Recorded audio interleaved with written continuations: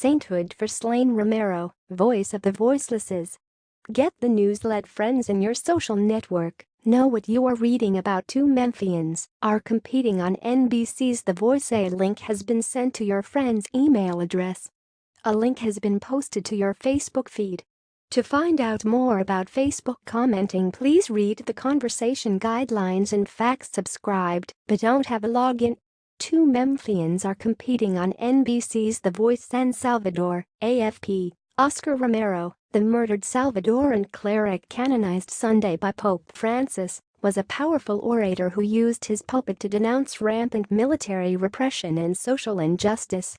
As Archbishop of San Salvador, Romero emerged as a voice of the voiceless during intense social and political conflict in El Salvador.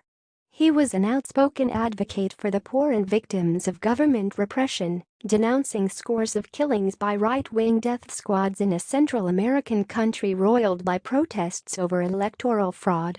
Romero, 62, was shot through the heart by a marksman on March 24, 1980, while he celebrated evening mass in the chapel of the cancer hospital where he lived.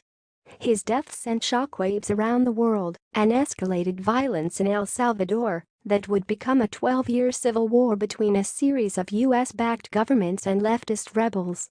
The conflict claimed 75,000 lives before it ended with a peace agreement in 1992. He was courageous and humble, and he remained so in the midst of persecution and threats from the powerful, and even from some clerics in the country, and even from the Vatican, said Jesuit theologian John Sobrino. Sobrino, known for his contribution to liberation theology, which combines Christian theology with elements of Marxism emphasizing political liberation for oppressed peoples, said the cleric was never a part of that controversial movement. Romero was a tireless agitator for the poor, however, which brought him into regular conflict with the right-wing government and the Catholic hierarchy, which deemed him too political. Outreach to the poor, the Church of Outreach, that the Pope talks about, was a very real thing here in El Salvador in the 70s and 80s, and some priests were killed by people who went to Mass, said Sobrino. Critics of Romero charged him with supporting violence, communism and heresy. He was lauded by others for the same reasons. The movement to make Romero a saint was long resisted by conservative Catholics in the Salvadoran right, who saw veiled Marxism in his sermons eulogizing the poor and radio broadcasts condemning government repression. The petition languished for years at the Vatican's Congregation for the Causes of Saints, finally moving forward under retired Pope Benedict XVI and Pope Francis, who named Romero a martyr for the Church, one of the paths to sainthood. When he was beatified in 2015, a step toward canonization, Romero was described by then U.S. President Barack Obama as an inspiration and a courageous man who persevered in the face of opposition from extremes on both sides.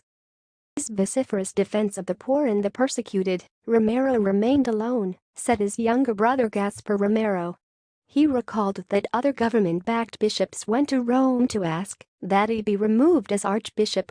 2 weeks before his assassination, Romero found a briefcase bomb in the basilica where he said Mass and had it defused. The day before his assassination, he made a dramatic appeal to soldiers in the army, many of them peasants, to disobey orders to shoot at people. I beg you, order you in the name of God, stop the repression.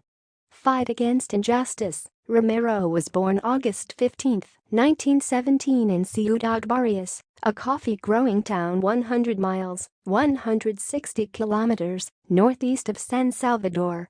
In 1931 he entered a junior seminary in the town of San Miguel, and in the late 1930s he headed to Rome to study theology. He was ordained a priest in 1942. He moved around and rose through the ranks, from auxiliary bishop to bishop, before eventually becoming Archbishop of San Salvador by 1977. 59. He had been known for his conservatism and had the support of the authorities, but did not have the confidence of progressive clergy. Those who knew him say he was profoundly changed by the murdered Jesuit priest, Rutilio Grande, together with 2 peasants, in March of that year. He began to use his newfound power as archbishop to rail against injustice and became the voice of the voiceless.